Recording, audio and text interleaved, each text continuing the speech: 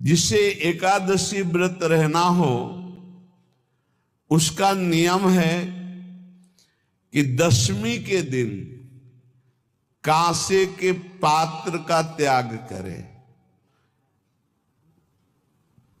वैष्णव सिद्धांत है कि कभी जिसमें मांस बना उस रसोई का भोजन न ग्रहण करे।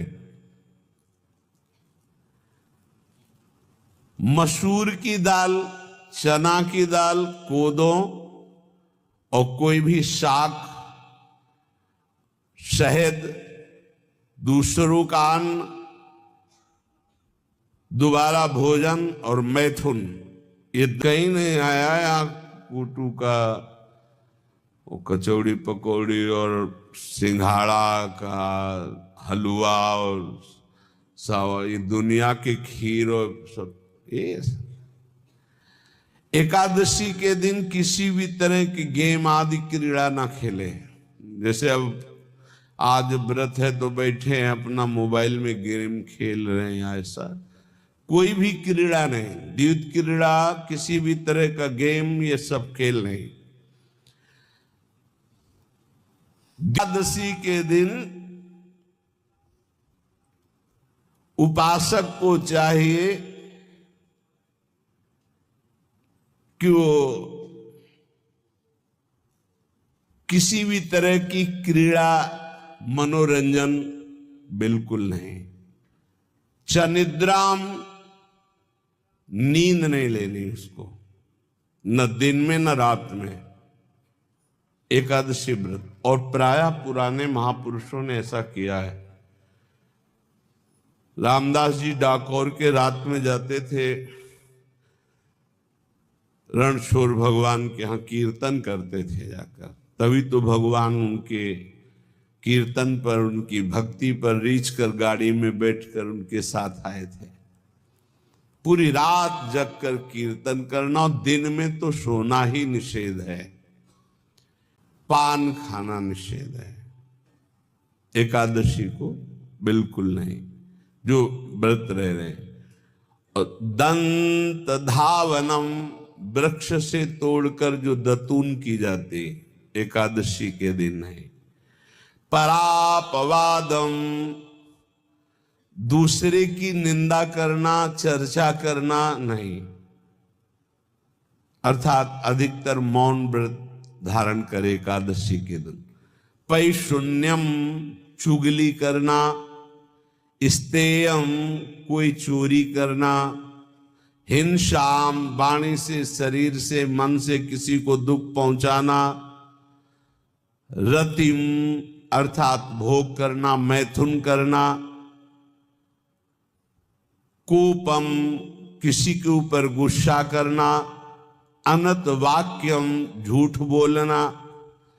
एकादश्याम विवर्जयेत, एकादशी के दिन ये नहीं करना चाहिए। एकादशी को एक बार कुछ फलाहार शुद्ध,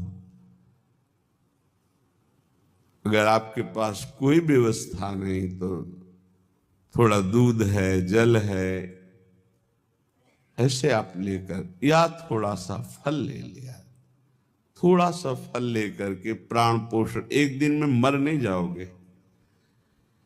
कितने तो निर्जला एकादशी रहते हैं, हर एकादशी निर्जला। पूज्य श्री मथुरा दास जी निर्जला ही रहते थे हर एकादशी। चलो भाई, आपकी सामर्थ्य नहीं तो जल 2-4 बार ले लो, एक बार थोड़ा सा दूध और फल ले लो, चल जाएगा काम, प्राणों का पोषण हो जाएगा। ये आचरण न करे, एक बार कुछ आहार ले ले, वो भी शुद्ध भगवद अर्पित प्रसाद। फिर द्वादशी को काश्यम, मांसम, सुराम, छौद्रम, तैलम से सब शास्त्रीय पद्धतियों का निर्वाह होता था। उपासक को चाहिए कि इन नियमों से व्रत का अनुष्ठान करे, मनमानी आचरण न करे। सबसे प्रार्थना जो एकादशी रहते हो, हरितोष व्रत इसे कहते हैं, भगवान की प्रसन्नता के लिए रहा जाता है, रहना चाहिए। जो अपने आचार्य परंपरा में हैं, जैसे जिनका सिद्धांत है, पर रहने का सिद्धांत ये श्री सनत कुमार जी वर्णन, श्री सनक जी महाराज, ये सनत कुमार जी वर्णन की। सनक जी महाराज कह रहे हैं, यदि भगवान का आश्रय नहीं, सत्संग नहीं है, तो इन चार में से एक हो तो नाश कर देता, फिर चारों हो तो सर्वनाश हो जाता है। यौवनम धन संपत्ति प्रभुत्व विवेकता एकैपमप्यनर्थाय किमु यत्र चतुष्टयम। यदि सत्संग नहीं है, यदि भगवद आश्रय नहीं है, खूब धन हो, जवान अवस्था हो, और बढ़िया पद मिला हो, प्रभुत्व चलता हो, और अज्ञान हो, फिर क्या कह रहा है? बोले ये चारों जहां मौजूद होते हैं वहां सर्वनाश का खेल शुरू हो जाता है। अगर इनमें से एक हो तो सर्वनाश करने में पर्याप्त है, और अगर चारों हो तो फिर क्या कहना है? यौवनम जवान हो, धन संपत्ति खूब रुपया पैसा हो, प्रभुत्व कोई पद हो, कोई अधिकार हो बड़ा, फिर अविवेकता और अज्ञानी हो, तो बोले एक नाश कर देगा, फिर चारों तो नाश ही कर देंगे। अगर सत्संगी है तो ये चारों महान कार्य कर देंगे। क्या यौवनम जवान है, खूब दूसरों की सेवा, मेहनत पूर्वक धन संपत्ति कमाकर माता पिता की सेवा, परिवार की सेवा। हे भजन करने वाले को संचित कर्म बाधा पहुंचाने के लिए आते हैं, पर बचा जा सकता है इसी से, सत्संग और सद्विचार। जीवन का हमारे जो बर्बादी का प्रभाव पड़ेगा पूर्व संचित कर्म, वो हमारे विचार बदलता है। ध्यान रखना, पहले बुरी दशा आने के पहले बुद्धि बदली जाती। जब साधक का विचार बदलता है तभी घबरा जाते हैं हम, अरे अरे ये क्या।